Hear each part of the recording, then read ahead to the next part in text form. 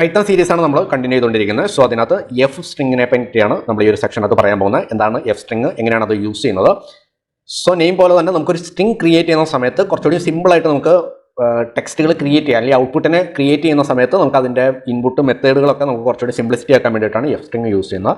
So നമുക്ക് normal method വെച്ചിട്ട് എങ്ങനെയാണ് എന്നുള്ള കാര്യങ്ങൾ ഫസ്റ്റ് നോക്കിയിട്ട് നമുക്ക് എഫ് സ്ട്രിങ് എങ്ങനെയാണ് യൂസ് ചെയ്യുന്നത് എന്നുള്ള കാര്യങ്ങളിലേക്ക് പോകാം.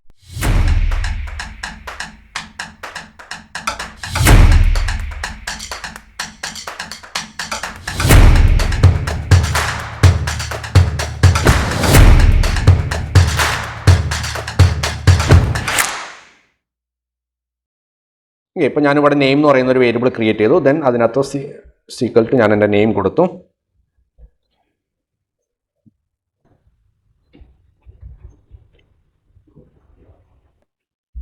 ദെൻ ഏജ് എന്നുള്ള ഒരു വേരിയബിളിനകത്ത് ഞാൻ എൻ്റെ ഏജ് കൊടുത്തു.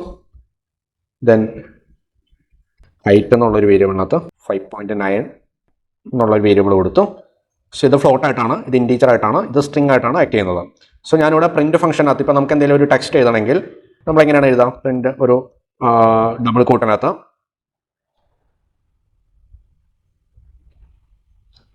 ഹേയ്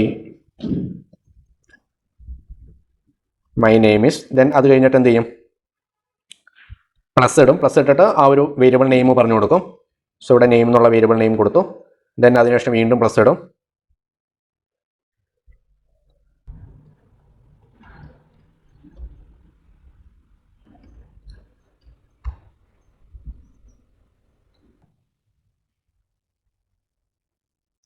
ദെൻ പ്ലസ് ഇടും. ദെൻ ഏജിൻ്റെ വേരിയബിൾ അടിച്ചു കൊടുക്കും. ദെൻ വീണ്ടും പ്ലസ് ഇടും.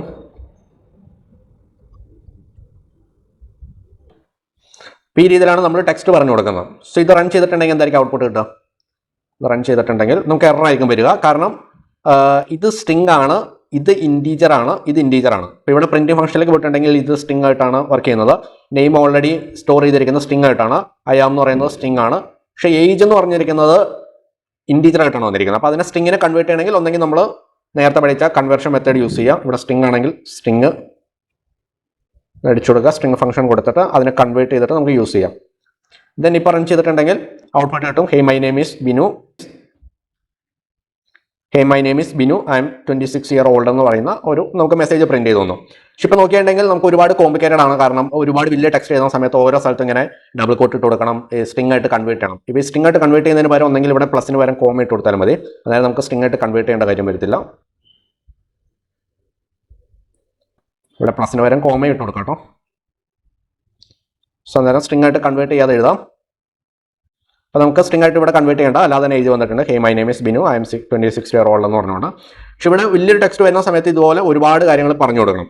അപ്പോൾ അവിടെയാണ് നമുക്ക് എഫ് സ്ട്രിങ് യൂസ് ചെയ്തിട്ട് കുറച്ചുകൂടി സിംപ്ലിസിറ്റി ആക്കാൻ പറ്റുന്നത്. അതായത് ഒറ്റ ഡബിൾ കോട്ടിൻ്റെ ഉള്ളിൽ തന്നെ നമുക്ക് ഈ കോമകളൊന്നും യൂസ് ചെയ്യാതെ തന്നെ ഈ ഒരു ടെക്സ്റ്റിനെ ഫുൾ ആയിട്ട് നമുക്ക് പ്രിന്റ് ചെയ്യിപ്പിക്കാൻ പറ്റും, ഈ വേരിയബിൾസും കാര്യങ്ങളൊക്കെ യൂസ് ചെയ്തിട്ട്. സോ അതിന് വേണ്ടത് ഒരു എഫ് പാരന്തസിസ് ഇവിടെ ഇട്ട് കൊടുക്കുക. ദെൻ നമുക്ക് ബാക്കിയുള്ള, അതായത് സ്റ്റാർട്ടിങ്ങിലും എൻഡിങ്ങിലും മാത്രം നമുക്കൊരു ഡബിൾ കോട്ട് മാത്രം മതി, ബാക്കിയെല്ലാം റിമൂവ് ചെയ്ത് കളയാം. ഓക്കെ, പിന്നെ നമ്മളിവിടെ വേരിയബിൾ യൂസ് ചെയ്യുന്നുണ്ട്. സോ ഓരോ ടെക്സ്റ്റിനകത്തും ഇടയിൽ ഒരു വേരിയബിൾ യൂസ് ചെയ്യുന്ന സമയത്ത് ഈ ഒരു ബ്രേക്സ് യൂസ് ചെയ്യുക. ദെൻ ഇതിൻ്റെ ഉള്ളിൽ ആ ഒരു വേരിയബിൾ നെയിം യൂസ് ചെയ്യുക. ഇതിൻ്റെ ഉള്ളിൽ ആ നെയിം എന്ന് പറയുന്ന വേരിയബിൾ നെയിം കൊടുത്തിട്ടുണ്ടെങ്കിൽ അതായിരിക്കും സ്റ്റോർ ചെയ്യുന്നത്. ദെൻ നമുക്ക് ഇവിടെയുള്ള ബ്രാക്കറ്റ് കളയാം, ഈ ഡബിൾ കോട്ട് കളയാം, സ്പേസ് ഒക്കെ നമുക്ക് അതിനനുസരിച്ച് ആവശ്യത്തിന് നോക്കിയിട്ട് ഇട്ട് കൊടുത്താൽ മതി. അപ്പോൾ ഇങ്ങനെ വേരിയബിൾസ് വരുന്ന സമയത്ത് സ്ഥലത്ത് മാത്രം ഇതുപോലത്തെ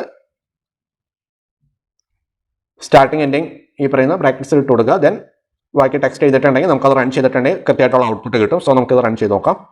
ഇവിടെ എൻഡിങ്ങിൽ ഡബിൾ കോട്ട് ഇട്ട് കൊടുക്കണം, സ്റ്റാർട്ടിങ്ങിലും എൻഡിങ്ങിലായിരുന്നു ഡബിൾ കോട്ട് ഉള്ളത്. ദെൻ ഇവിടെ ഒരു എഫ് സ്ട്രിങ് യൂസ് ചെയ്തിട്ടുണ്ട്. അപ്പോൾ നമുക്ക് ഔട്ട്പുട്ട് വന്നിട്ടുണ്ട്. അപ്പോൾ നമുക്ക് കുറച്ചുകൂടി സിമ്പിളായിട്ട് നമുക്ക് ടെക്സ്റ്റും കാര്യങ്ങൾ എഴുതാം. ദെൻ നമുക്കിനി ഇവിടെ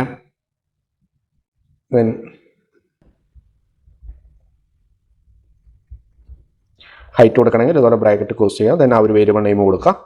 ദെൻ അത് ക്ലോസ് ചെയ്തിട്ടുണ്ട്, റൺ ചെയ്തിട്ടുണ്ടെങ്കിൽ ആ ഫുള്ളായിട്ടുള്ള ഔട്ട്പുട്ട് ഇവിടെ കിട്ടും. ഹേ my name is Binu, I M 26 year old, my height is 5.9 feet എന്ന് കൊടുക്കണമെങ്കിൽ അങ്ങനെ വേണം യൂസ് ചെയ്യാം. സോ സ്പേസ് വേണ്ടെങ്കിൽ ആ സ്പേസ് കളയാം, എന്നിട്ട് ഒന്നുകൂടി റൺ ചെയ്യാം. അപ്പോൾ ഈ രീതിയിലാണ് നമ്മൾ ഒരു ഔട്ട്പുട്ട് ക്രിയേറ്റ് ചെയ്യുന്നത്. അപ്പോൾ എഫ് സ്ട്രിങ് യൂസ് ചെയ്യുന്ന സമയത്ത് കുറച്ചുകൂടി സിമ്പിളായിട്ട് നമുക്ക് ടെക്സ്റ്റുകളും കാര്യങ്ങളൊക്കെ ക്രിയേറ്റ് ചെയ്തെടുക്കാൻ പറ്റും. ഇവിടെ കൊടുത്തിട്ടുണ്ടെങ്കിൽ ഔട്ട്പുട്ട് എറർ ആയിരിക്കും, കാരണം അത് സ്ട്രിങ് ആയിട്ട് ആക്ട് ചെയ്യത്തില്ല. അപ്പോൾ ഇതുപോലെ നമുക്ക് സ്ട്രിങ്ങുകളെ കോംപ്ലിക്കേഷൻ കാര്യങ്ങളൊക്കെ കുറയ്ക്കാൻ വേണ്ടിയിട്ട് നമുക്ക് എഫ് സ്ട്രിങ് യൂസ് ചെയ്യാം. അപ്പോൾ സ്ട്രിങ് സ്റ്റാർട്ട് ചെയ്യുന്നതിന് മുമ്പ് ഒരു എഫ് ഇടുക, then starting closing double quote ഇടുക, ദെൻ അതിൻ്റെ ഉള്ളിൽ ടെക്സ്റ്റ് എഴുതുക. വേരിയബിൾസ് വരുന്ന സമയത്ത് ഇതുപോലെ സ്റ്റാർട്ടിങ് ക്ലോസിങ് ബ്രാക്കറ്റ്സിൻ്റെ ഉള്ളിൽ ആ ഒരു വേരിയബിൾ നെയിം എന്താണെന്നുള്ള പറഞ്ഞു കൊടുത്തിട്ടുണ്ടെങ്കിൽ നമുക്ക് ഇതുപോലെ ടെക്സ്റ്റുകൾ എളുപ്പത്തിൽ ക്രിയേറ്റ് ചെയ്ത് ഔട്ട്പുട്ട് പെട്ടെന്ന് എടുക്കാൻ പറ്റും. സോ ഈ രീതിയിലാണ് എഫ് സ്ട്രിങ് യൂസ് ചെയ്യുന്നത്. കുറച്ചുകൂടി നമുക്ക് ഫ്യൂച്ചറിലൊക്കെ ആവശ്യം വരുന്ന ഒരു സ്ട്രിങ് ഫംഗ്ഷനാണ് എഫ് സ്ട്രിങ് എന്ന് പറയുന്നത്. സോ നമുക്ക് അടുത്ത ടോപ്പിക്കിൽ അടുത്തൊരു സെക്ഷനായിട്ട് കാണാം. Bye bye.